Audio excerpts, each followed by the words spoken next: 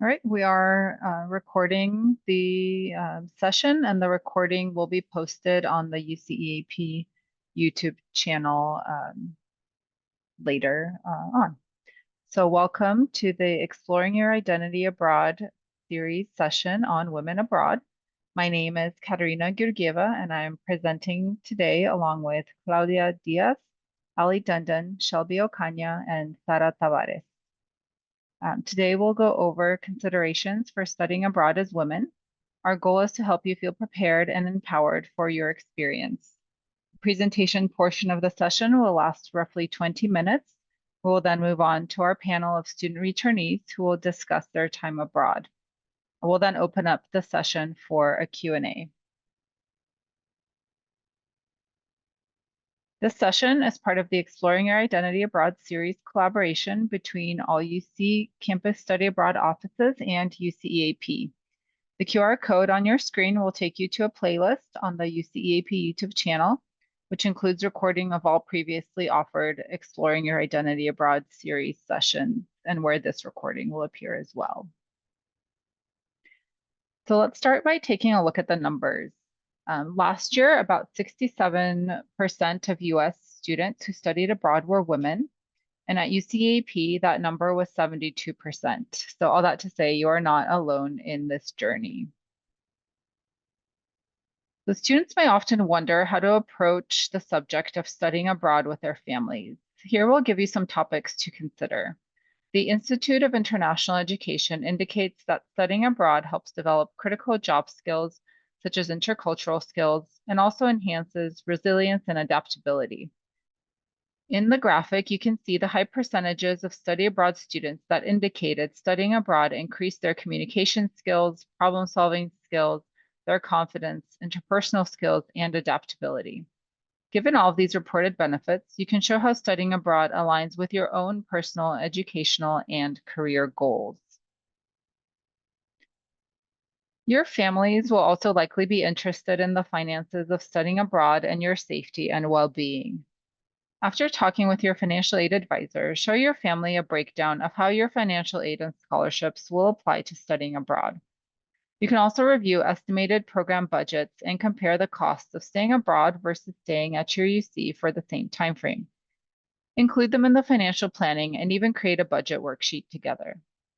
Regarding your safety and well-being, discuss the resources you will have available to you. We will go over some of them in future slides, but like with everything, show your family that you're preparing yourself and have done your research. This will tie into how you will use the resources available to you and how you plan to take care of yourself while you're abroad for your program. We also encourage you to sit with your family and watch the latest UCEAP What Families Want to Know webinar, stopping it along the way and further discussing the topics that are covered. And we'll now move on to considerations regarding cultural norms. There is no one resource we can recommend that will tell you about all of the cultural differences you may encounter as a woman studying abroad. There are a few official websites which keep statistical information on women's experiences in other countries, which are linked on this page. But for most students, the most valuable resource will be your classmates. If you don't know anyone who's studied abroad in your intended host country, you can ask your campus study abroad office or a UCEAP staff member to put you in touch with current or former students on the program, or international students at UC from the host country. As a study center staff member, there have been several occasions when I've connected prospective students with current students. The UCEAP students in your intended host city can give you the most accurate idea of what you'll experience, and they're usually very happy to share their thoughts and observations with you. You can also reach out to cultural groups on your home campus.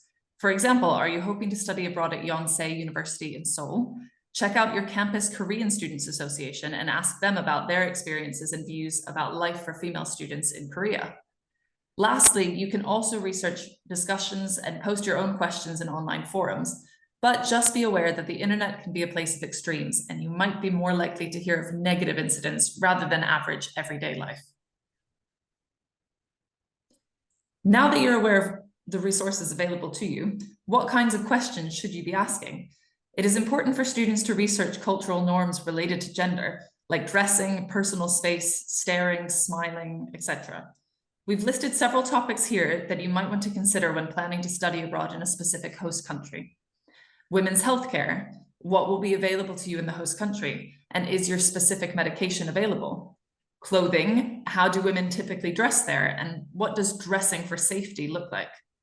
Safety. Are your usual options for self-defense legal to use in the host country? For example, in the UK, where I live, and in some other European countries, pepper spray is illegal.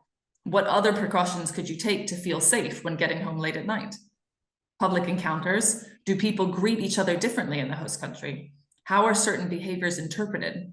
For example, staring and making eye contact can be considered an invitation in some countries. Sport and exercise. Do women report feeling safe to exercise outdoors or in local gyms? And are there opportunities for women in the host city to play the sport you usually play? Public transportation. It's usually much more common for UCEAP students to use public transportation in their host cities and countries compared to in California. Do young women report feeling safe and comfortable on public transport in the host city? Does the host country have boundaries when it comes to personal space on crowded buses and trains? These are just some of the topics we recommend female students look into based on comments and feedback from previous students. The answers will vary greatly depending on host country and even city, so you'll need to do your own research, both in person and online. Study center staff are also happy to discuss any specific concerns you might have about studying abroad in your host country as a female student. Researching your housing abroad is also important, but what should you be considering as a woman abroad? Some programs include arranged housing, while for others, students find housing independently. Options may include private or shared apartments, dorm rooms, homestays, and hostel or hotel accommodation. Program arranged or university provided housing will be in set locations around town. In programs with independent housing, you would have more control, but you have to consider, do you want to live near the university? Do you want to live with other students or on your own? Who else has access to the housing? Is a key required to enter? Is there a security guard or reception at the entrance? Consider whether the housing is in a well-lit area as well as the crime rates in the neighborhood.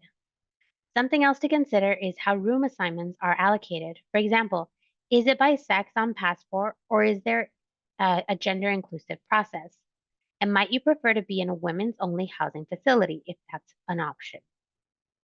Do you have access to all the necessary amenities? In shared housing, you will often share the common spaces such as a kitchen, bathroom, and living areas, even if you have a private room. Each type of housing will come with certain rules and limitations. You should know who is allowed on site and if there are curfews. They are likely established there for yours and other students' safety. It is also a good idea to understand the visitor policy and whether you and others in your housing can have people over during certain hours in the day or overnight, for example.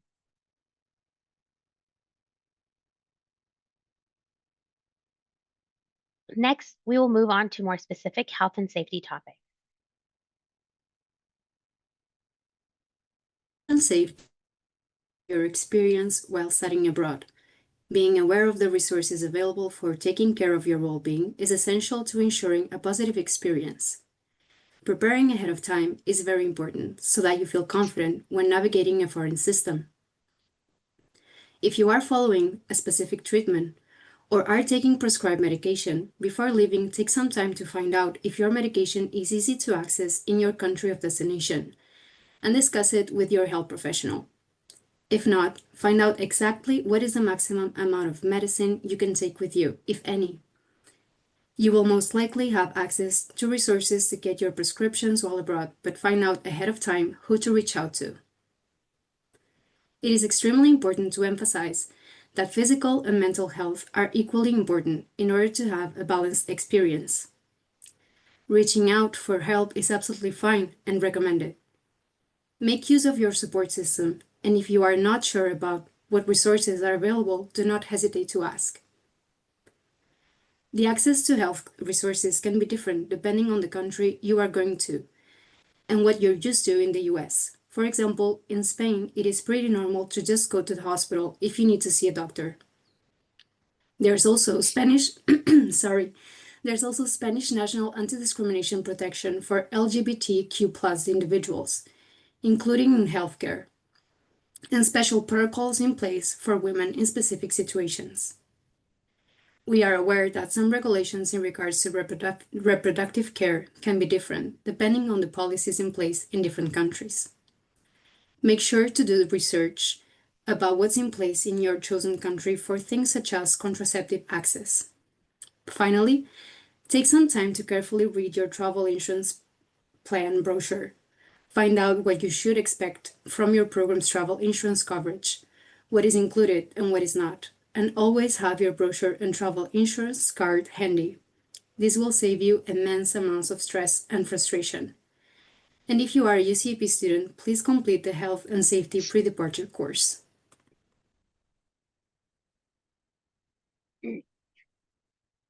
While traveling solo may seem intimidating initially, former students and solo travelers share some best practices on the next slide to help ensure that the adventures outside of your host city can be as safe as possible, while still enhancing your feeling of freedom and empowerment that solo travel can give you. Book accommodations in the city center or near the sites that you want to explore. With centrally located hostels or hotels, you can avoid a long walk or ride home in an unfamiliar and possibly empty area of the city. Always check the websites for ratings on cleanliness, safety, and location. Download the directions to your accommodations before you arrive in the new city so you aren't fumbling around with your phone trying to read a map. That can make you a target for ill-intentioned people seeking tourists to pickpocket or other. Make sure your phone is charged at all times and carry your charger with you during the day so you can recharge as necessary. You'll need a charged phone to consult online maps discreetly or call for a rideshare service. Keep your travel documents safe. Take only what you need, which is usually just your passport and student ID. Scan and email to yourself the information on your passport and your visa page so you can access these in the event of loss or theft of your passport. You don't need your social security card or your driver's license, so leave these back in your host city. If you're staying in a hostel, always opt for a locker rather than just leaving your things in the room and hoping your roommates are honest. Bring a padlock or a locking device with a code. Dress to not attract attention. You can research what the locals wear prior to your travels. It's always prudent to try and blend in. To avoid unwanted remarks, it is wise to not wear midriff-bearing tops or short shorts.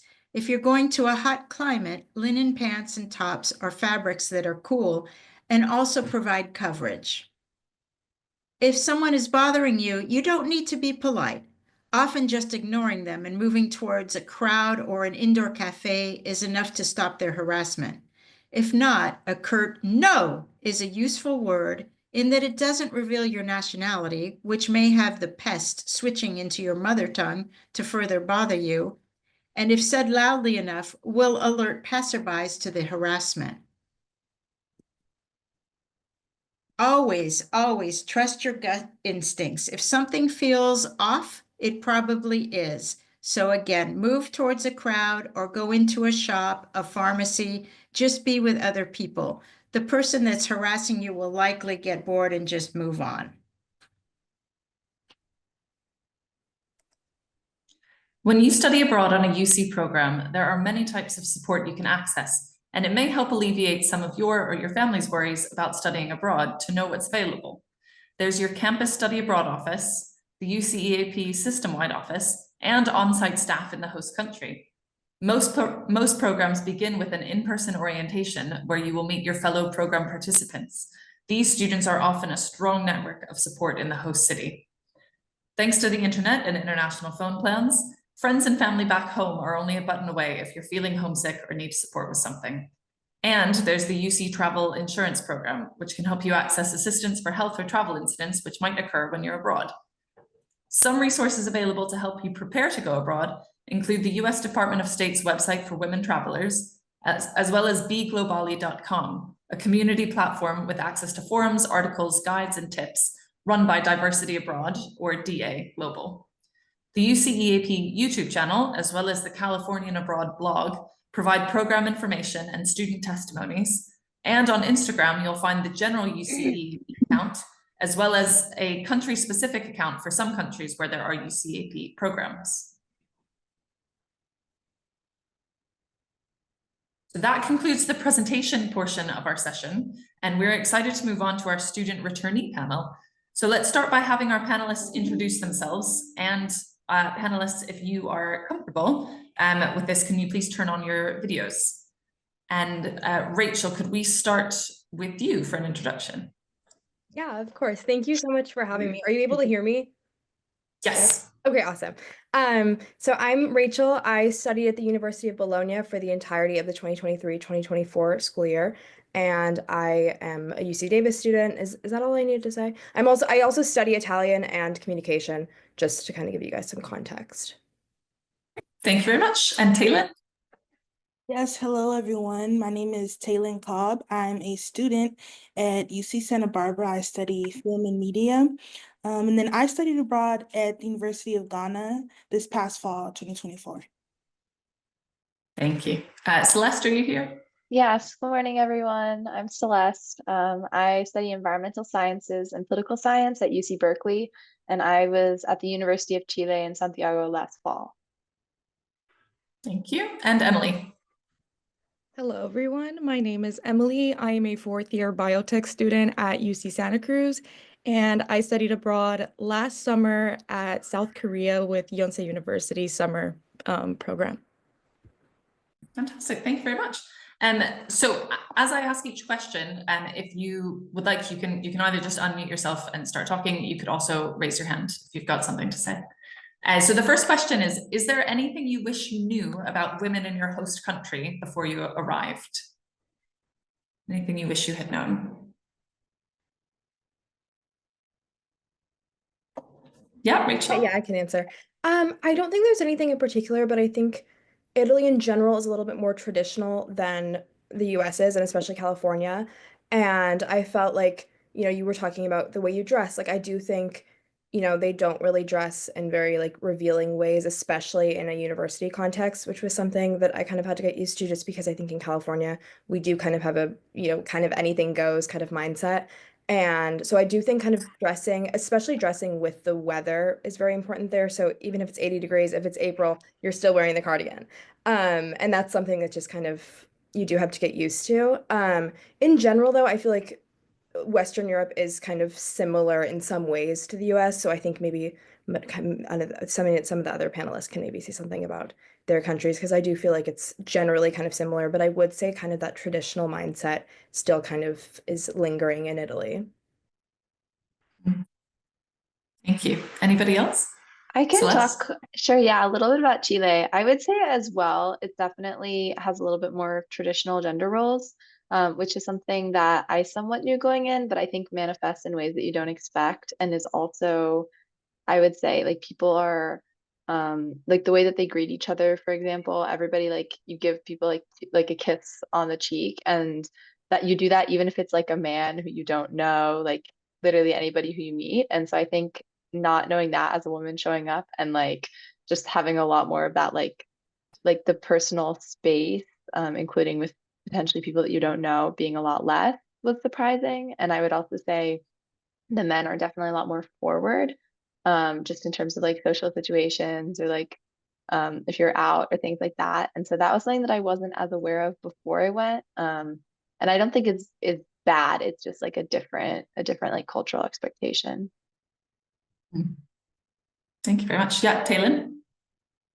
Yeah, so with Ghana, I think that also, like Rachel said, it's a little bit more conservative regarding how the ladies dress. But that's more so when you leave the capital, Accra, where the university is at. When you leave Accra and you go like northern or something into a smaller community, it's a little bit more conservative there. So it's like girls can't really wear crop tops, things of that sort, even though Ghana weather is very humid. It's just, traditional to be a little bit more conservative. Whereas When you're still in Accra, you have more opportunity to dress more, like less restrictive, right? So more Americanized or Westernized. You have that opportunity. And a lot of girls at the university, the locals, they do dress like less restrictive, but yeah. Mhm. Thank you. Yeah, Emily. Yeah, so I would like to talk a little bit more on Korea as well and what I experienced, and just to also piggyback of what the other panelists said. So, my experience as a woman in South Korea was very similar with like everyone kind of dressed in a very conservative, traditional way. I also noticed that the color scheme is also very minimal. So there's not a lot of like bright colors that they wear in their outfits. It's more a lot of neutrals, black, grays, browns. A couple hints of color, but nothing extravagant. And also I went during the summer and it was also very humid as well. And it was still like cover your shoulders a little bit. But sometimes the heat just gets to you and it's kind of unbearable. But that was what I experienced and what I saw just being immersed with local Koreans. Very good, thank you. So a lot of kind of things that would have been useful to know when it comes to packing your suitcase, especially if you're going during a hot period, things that are lightweight but that still keep you covered and cool. Thank you. All right, Claudia? Yes, and I wanted to ask the panelists, are there any social media sites or websites that you use to prepare for your time abroad that you would recommend or mention to our students? I'll just say I used the UCAP Instagrams, and particularly Bologna has one. Um, and I don't know if I should necessarily say this, but I like went through and found past students who have studied there, particularly girls, and I messaged them and just a few of them just to kind of get like questions answered. And they gave me so many recommendations for classes, for restaurants, just kind of living in Bologna. And I do think there's probably a better way to go about that, maybe emailing, like you guys said. But I do find a lot of students who've studied abroad, they want to talk about their experiences and they want to kind of share what they know. So I really, really feel like reaching out to particular students just who have done your program is just so helpful because people do want to share their experiences. And it really gives you kind of a good idea because if they're coming from like your same university, they really kind of have that same background that you have. At least in some ways. So I do think that was really, really helpful. I like stalked that page so much just to kind of see like what was happening. And I also am really fortunate because the Bologna program does have like a really functioning Instagram page. But there are certainly ways to kind of reach out to students who've done your program without the Instagram for sure. Yeah, I would piggyback on that. I also was lucky to be able to speak. I was connected by UCAP to other students who had done my program, and they were also girls. And then I would also say Reddit was a good option, which I know is maybe silly, but there's a lot of, Reddit forums about things to pack, things to bring, places to travel, like cultural, like literally anything. There's people talking about it on Reddit. And then I also found like a really old WordPress blog from probably like 2012. That was this American woman who was in Santiago. And I thought that was, I can put the link in the chat, but I thought that was also useful at times to sort of see. And also it was a good insight into how the country has like changed in 10 years. That's good to know. Anyone else? I would say YouTube and TikTok will be your best friends if you want to study abroad in Ghana. Because a lot of Ghanaian students at the University of Ghana, they do a lot of videos, like those little videos where you walk around interviewing fellow students. They do that a lot. So that would be a great way to start kind of just better understanding what life would be like, in Ghana. Definitely YouTube and then TikTok, for like shorter videos if you don't want to sit through 10+ minute video. TikTok also works. Yeah, those two. It shows Yeah. how old we are. We didn't even consider suggesting YouTube or TikTok. Yeah, I will also like to piggyback on that too. I use TikTok and YouTube as well to help me better prepare myself. And also I used I didn't really use it too much, but I used to watch Korean dramas, so I would like that's like more than exaggerated because it's film, but you kind of see like a school setting, and I know for Korea they use a lot of uniform, and they're very school spirited, and it was just I kind of like saw those things, didn't really take it into consideration that much, and I would just like go back and see like, oh, like I saw this in a show or I saw this in a movie. So that also kind of helped me too. Yeah, that's a great suggestion, Emily. I think we often think of like Netflix and watching things to help with your language skills, but it's also does give you an insight into the kind of cultural norms too. Do you have any advice for future women who plan to study abroad?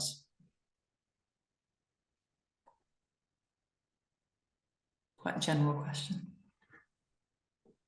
One of my pieces of advice, at least for Chile, when you're there, is to, I guess, watch especially how, like, girls who are friends with guys interact with them. Because I think when I got there, I was a little overwhelmed because some of the guys seemed like very forward, and like I would meet like a friend in class, and then he would be like texting me like paragraphs on Instagram, and I would be like, is this like friend behavior? I can't tell. Like in the US it wouldn't be, but I don't know. And so I think like just observing the cultural norms as much as you can, which I'm sure you will already be doing, but especially in terms of that kind of dynamic can be very helpful so that you don't end up in a situation that you didn't intend to be in. I would say in general, I know this was mentioned in the kind of presentation before, but I'd say you really don't need to be polite all the time, and that's something I'm still working with here. But you know, if somebody's kind of approaching you or just you're in an uncomfortable situation, you can lie, you could say no very kind of straight up. I just think really carrying that abroad, especially in your if you're in a situation alone or if you're solo traveling, I think you know, we're kind of socialized to believe that we do have to be polite in a lot of contexts, and that is definitely not always the case, especially when you could be at risk for just like something. And I didn't experience anything like crazy like that, but it is really important to not just feel like you have to be polite and you feel like you have to kind of like perform in a certain way with people because you really don't, and you have to like kind of prioritize your safety, the most thing. Good advice. All right, we'll move on to the next question. Were there any differences between being a woman in a classroom abroad versus being at the UC?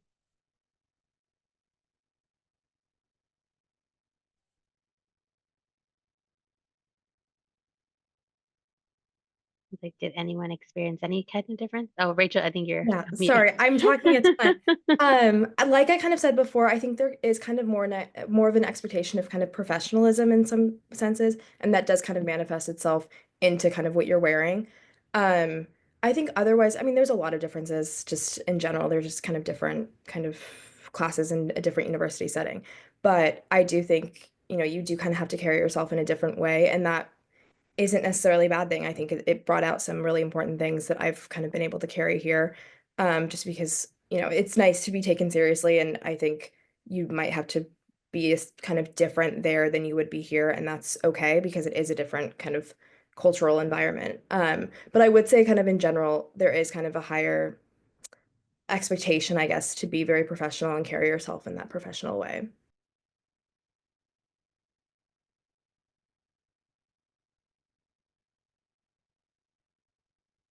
No one else? Okay, Allie. Yeah, I'll ask one other question, and then we'll go to the Q&A. If anybody else has any questions that anybody viewing that they want to put in the Q&A, please go ahead. Z, did you take the time to research cultural norms or health and safety in your host country before you went abroad? Do you think it would have made things easier if you hadn't? Was there anything that it would have helped if you'd done your research?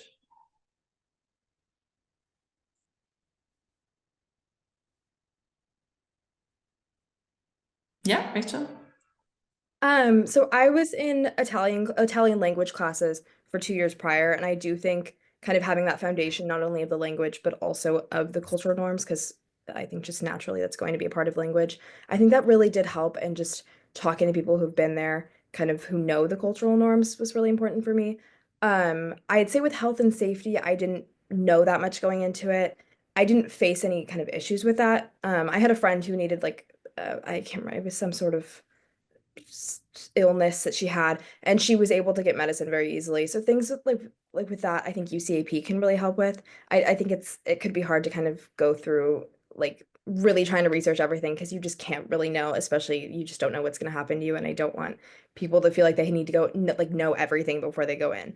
But I think cultural norms are just I think that's something that you really should kind of know, just because I think there's a lot of things that you wouldn't expect, or that you would just assume is kind of the same everywhere, and that's definitely not the case. But because I was fortunate enough to take classes, I think that was easier for me. But just like if you know people who maybe like are from the country or have been to the country, even just like reaching out to people, I just say like using your resources in that way is just really important to kind of get kind of the feel for being in the country that you're studying in. Thank you. And yes, like you said, for any health and safety things, if you have specific questions, you're always welcome to reach out to study centers before, if you've got like a specific medical condition, if you want help on how you're going to be able to handle that here. Sorry, Celeste. Sure. I would say I didn't take probably as much time as I could have. I think I had spent a lot of time on the language specifically, which was very useful. But I would say even just in terms of the language, there were still like certain things like the formality of like the you form or things like that in Spanish that when I got there, I like had to sort of brush up and realize how people were using them locally in that sense. Um, and I would also say, I kind of mentioned this already, but like the level of familiarity that people treat you with, even if they don't really know you, was something that was like surprising to me. And I probably could have done more research to kind of be more like prepared for that. Like literally my first interaction when I got off the plane and like was picked up by the driver was like this young guy who like kissed you on the cheek and like all of that. And I was just like, oh my gosh, wow, like this is different. Um, and like that for a lot of different things, like people are just super, super welcoming and bring you into all sorts of spaces, even if like you're like, do you really even know me? Which is really cool, but very different. And I would also say I would echo the UC Study Center, at least in my program, was amazing in terms of health issues. I sprained my ankle when I was abroad. And I had to like get an x-ray and go see a specialist and like do all of that. And like it was probably better care than I would have gotten here. Like they got me a specialist appointment like same day, multiple times, which is kind of crazy to think about. Um, so yeah, I would say in terms of health and safety, I hadn't done as much research, but they were super prepared to help me. Yes, I wanted to add on. For cultural norms, for sure, language. I always tell people know a little bit before you go. So a little bit for Ghana, their language, their indigenous language, Twi, is like please, no, things of that sort. Yes, that would really help you in the long run because Ghanaian people are so hospitable. So just to try to reciprocate that respect and hospitality back would be very nice. And that can be through, understanding just a little bit of the language or being able to speak it. Another thing, Ghanaian people are very touchy-feely. So I like that because I grew up around like Southern hospitality and like Black Southern people are also very touchy-feely. So I loved it, but it can be kind of shocking or, off-putting for some people who aren't used to it. But Ghanaians are very touchy-feely, which means like they always like to hug you, like give you a pat on the shoulder or something like that, hold your hand while they're talking to you. Oh, they love to do that. Hold your hand. It's so funny. But yes, that's a cultural norm. It's just something you'll have to get used to. But it's like usually most of the time it's coming from, a good place, a friendly place. And then in regards to the, just being like a step ahead and aware of your health while abroad, the Ghana Study Center also is very forward with that. They'll help you through the whole process, going to the hospital, the clinic, getting the appointments, going to a pharmacy if need be, all of that. They help you with that. I would just say really pay attention to like the pre-departure aspect of your application that has the video explaining your particular area abroad where you're going, because it was very helpful in understanding like why I need the yellow fever shot and malaria and like typhoid fever and all that. It's very important. Thank you. Oh, Emily? Yeah, so I would like to add my experience just because for South Korea was a little different compared to the other panelists. I feel like their countries was very welcoming and physical. And with Korea, I experienced the opposite. So the people are very friendly, but they're not physical. Like I'm just so like accustomed to hugging my friends, and I hugged my friend that I made over there. She's a local Korean student, and I hugged her bye, and it caught her off guard a little bit. And then she was like, "Oh, I'm just not used to it," and I was like, "Oh, like I'm so sorry," and stuff like that. But that was just something that I had to get used to. That they're not really touchy. Also, they respect people's privacies as well, so. It's very normal for you to take a picture, and if someone's face is in it, they usually like to get blurred out. And yeah, so that was like some cultural norms. And also learning the language. For Korean, there's a casual form of the language and a more formal way.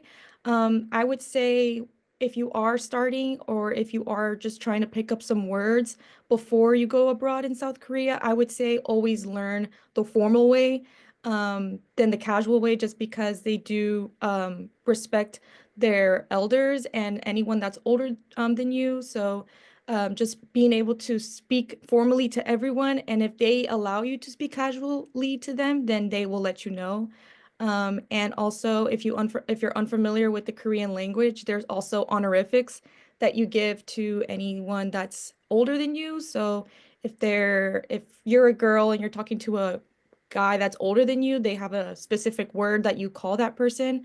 And also there's a specific word for a girl, like a younger girl talking to an older girl. There's like another honorific, which is oppa for boy. So like if I was talking to an older boy, I would call him oppa. And then if it was me talking to another girl, they would be called oni. So that was something that I learned, and I thought it was really different but very unique. Thank you.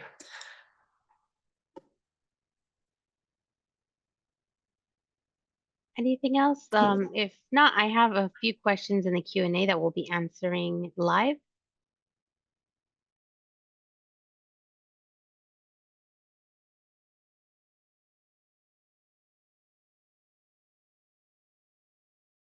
Nope. Okay, then I'll start off. One of the questions, and it's going to tie into the following ones. Were there times that you felt uncomfortable because someone was following you or harassing you? How did you handle the situation, and how did it affect your mental state afterwards? Especially in a country that doesn't take sexual assault very seriously, if that was the case.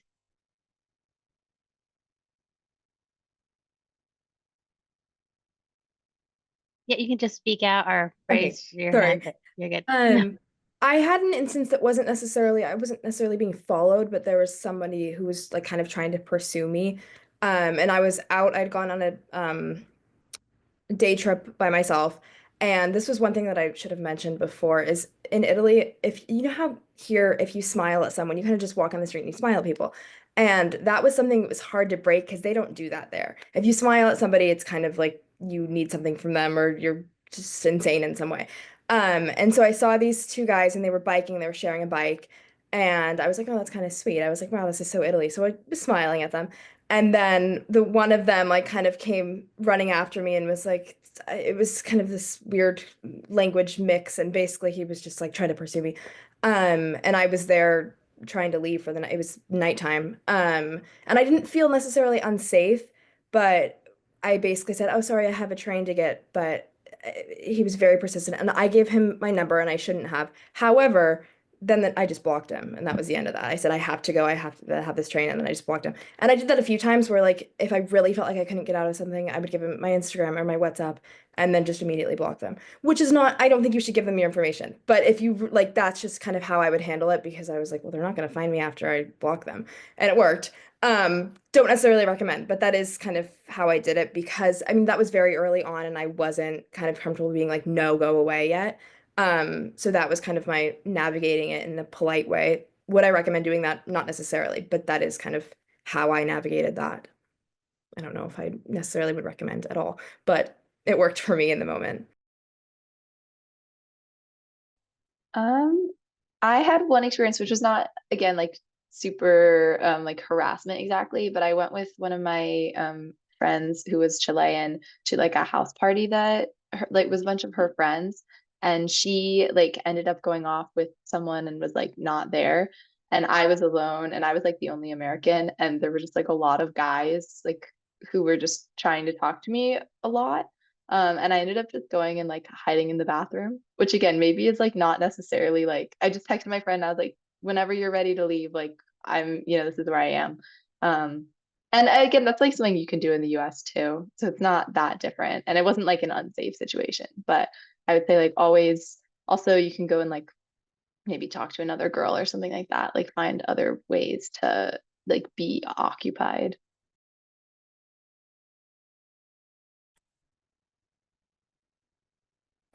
Nice, thanks. Taylor, sorry, Taylor, did you have something you wanted to add?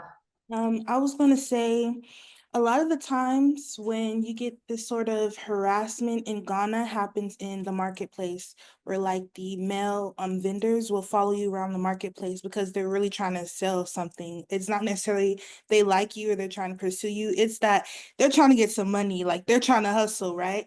So they will follow you around the market, a small market, a larger market, because they want you to buy something from them. Where like that can be harassment, but I think that you just have to ignore them. Like it's going to happen, unfortunately, but you just have to ignore them and keep going about your day, wherever, like whichever vendor you want to go there. But they will follow you around and be like, oh, please, I have this, I have this. Don't you like this? You just have to ignore them, give them the stiff arms. Like I'm not interested. The aunties, which are our program managers in Ghana, they're called aunties. The aunties always said, just say no firmly. So that's something you can practice before you leave, saying no firmly and sticking to it instead of being like, no, please, no, please, no. You need to be like, no, and then just go about your day. Very good. Emily? Yeah, so I just wanted to add something. I didn't have like a specific experience that happened to me personally, but what I found comforting with my program is that when we went on site the first couple of days, everyone is just settling in. You have a couple orientations with UCEAP and also possibly the program that you're attending to. So when all of the international students had the Yonsei summer school orientation, they actually had they brought some faculty to explain the program and where the resources were out if you ever needed them. And the Korean police officers actually attended that orientation meeting and kind of gave every student there kind of reassurance that even though that we are international students and quote unquote foreigners, we can also access the police over there as well. And if we ever had a problem that we could call them and they would help us with any situation that we needed, which was really nice to know that I can also access their help whenever I needed them. Thank you. And the next two questions are very similar, so we'll just kind of combine them into one. What was your experience going out at night like? Did you feel safe in nightclubs? And how did you all plan for a night out?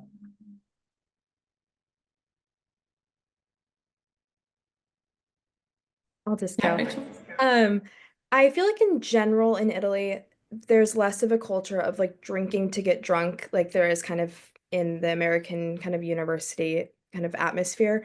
So I'd say in general, like my friends and I would go out mostly together. I would never go out alone. Personally, that was a choice that I wasn't really willing to, I didn't really want to go out, even if I was solo traveling. That was kind of a decision. I just was like, I don't want to put myself in that situation. Um, but I mean, I'd say in general, we'd go out to get a few drinks, maybe meet some people. We'd always be in a group. Whether it was three of us or 10 of us, it didn't matter as long as you're with somebody. I think that's really important. But yeah, at solo traveling, I did that a few times and I would go out to get a drink or two just to kind of get like accustomed to the area, but I was very particular about like I wasn't going to go clubbing by myself. I just think that's a little risky, and I think if people are comfortable doing that, that's fine. That was just something I was not willing to put myself in that situation. Sorry, I know there's a second part to this question. What was the second part? It Oh, was how do you plan for a night out? yeah, I mean, again, just really prioritizing having kind of a group with you was important to me. Knowing where you're going, having your phone charged. I mean, I would really never let your phone die abroad. You can do that here if you like know your way back, but I really prioritize having your phone charged just because you just never know. And it's like I think you just need to be more careful than you are here, even if your city's really safe. I found my city was very safe.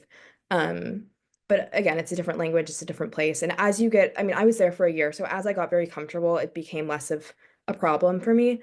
Um, but just again, I mean, you don't really want to go out by yourself anyway. That's just like a different experience. So just being with people you know and trust is for me very important.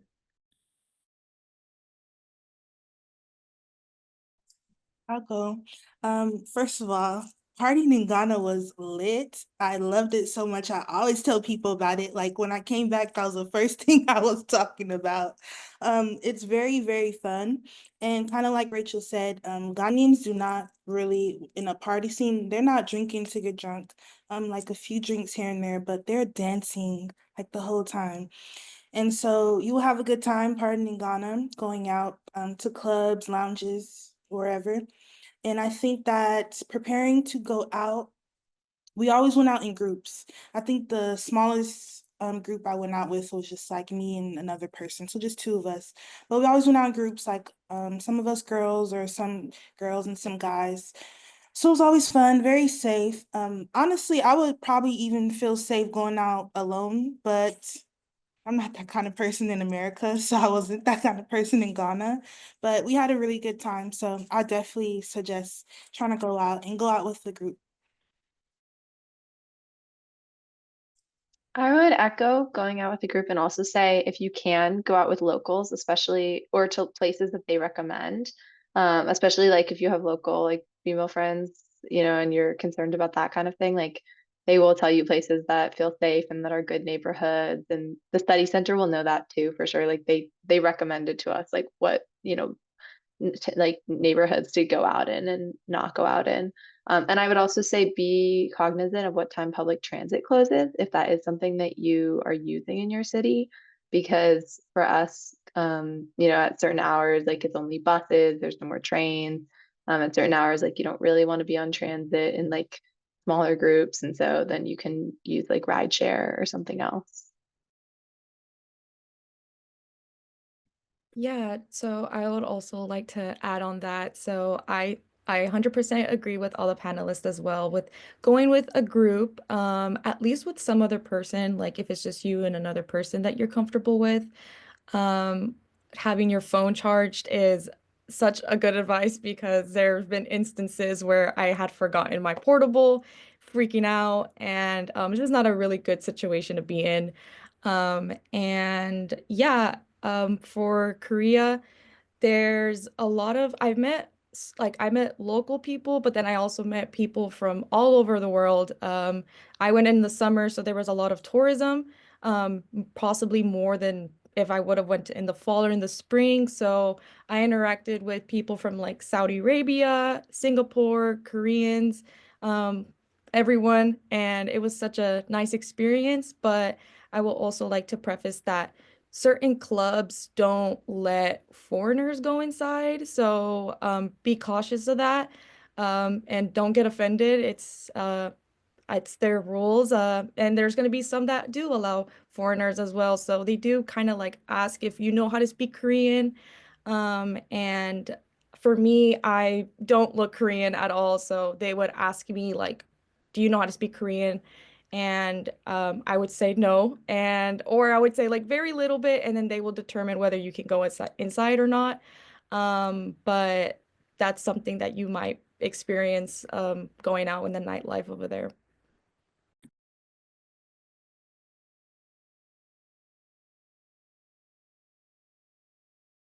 Okay, there's nothing else to add.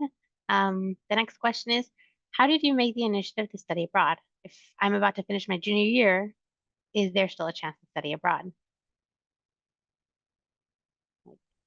I would like to add on that. So, my background is I am a transfer student as well. So I went into UC Santa Cruz my third year, so my junior year, and as a transfer student, just kind of like trying to get my foot into UC Santa Cruz and just kind of like settle in my new environment. I didn't let that stop me.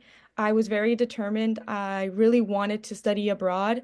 So I believe every university has like a club rush before school starts.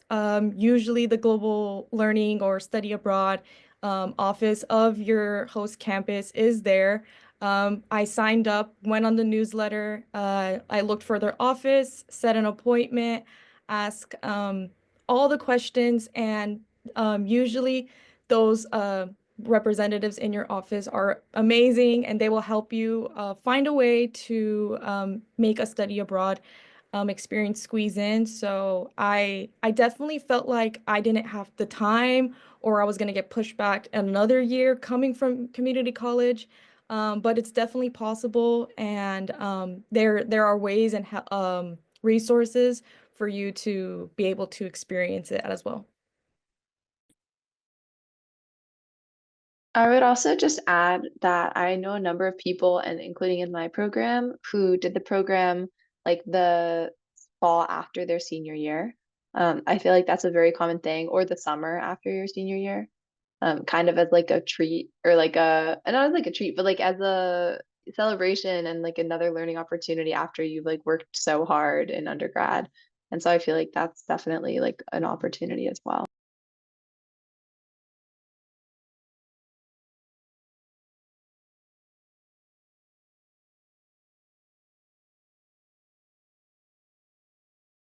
Okay, thank you. I mean, sorry, Claudia, No, you're did you fine. want to say something? I know there are still a few unanswered questions, but we're kind of running out of time. We wanted to get to one final question to end on. So that question is, what was rewarding about your study abroad experience as a woman?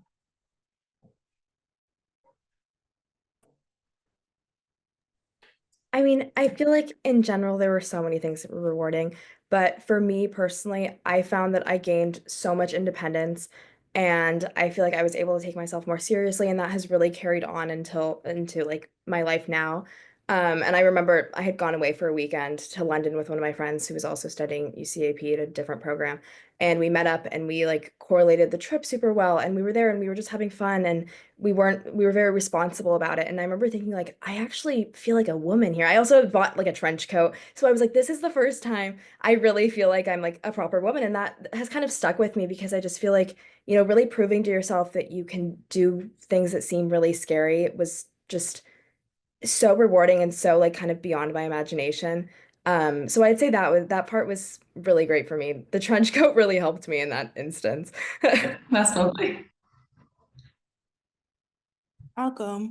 So, three things that were really rewarding about this experience. One was definitely the freedom that I had. I was just doing everything, going everywhere. And I really liked that. It was just so great. The second thing is that I got to celebrate my 22nd birthday out there, like 2 days before I left, So I celebrated my birthday on the 20th, and the 21st I was packing up to go home.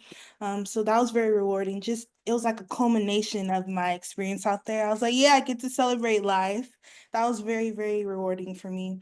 And then the third thing was as like a Black diasporan, I think it was very rewarding to see just Black beauty celebrated every single day.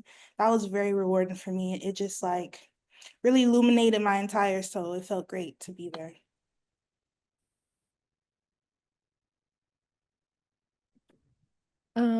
For me, it was really rewarding coming from a very traditional Mexican household.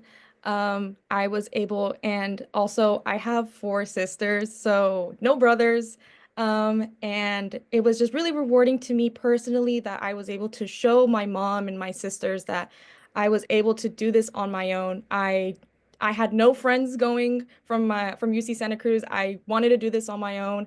It was very scary for my mom, knowing that I was going to be 12 hours away, like plane trip 12 hours away from her. And she really had that trust in me and to take care of myself, to do well in my classes. And when I came back, it was really bittersweet because I had made all these memories in Korea, but I came back to my mom being proud of me, and that was just the best reward that I got from the experience was just having my mom just tell me that she was very proud of me of accomplishing this goal and also kind of being in an environment that was very different and just doing it on my own. And that was the best thing that I got out of the whole experience.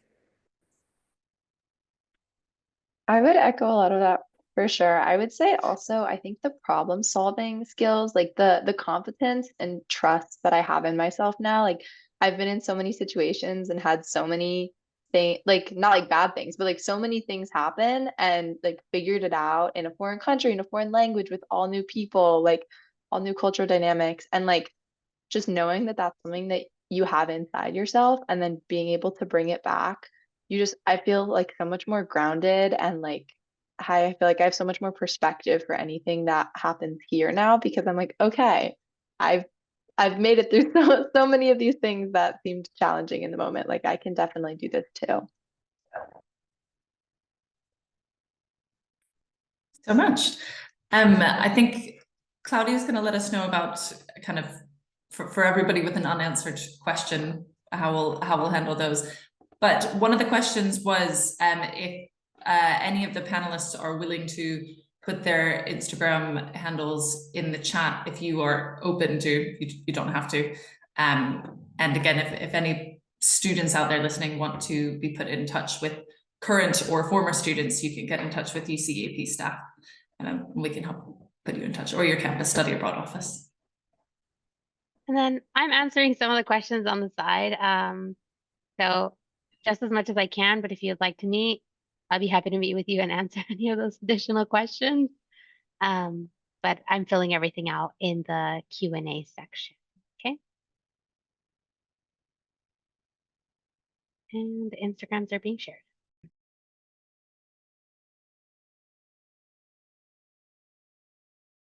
I think I'll ask May to resend those Instagrams because I think they're, yes, okay, May is making sure those are seen by everybody. But I wanted to take a minute to just thank our panelists. I think everything that you shared was great, and we're hopeful that everyone that was present for the session really got a lot out of it. So thank you. And again, the recording will be posted to YouTube, so that'll be available later. And I'll wait just a minute before ending it so that you can write down the Instagram accounts.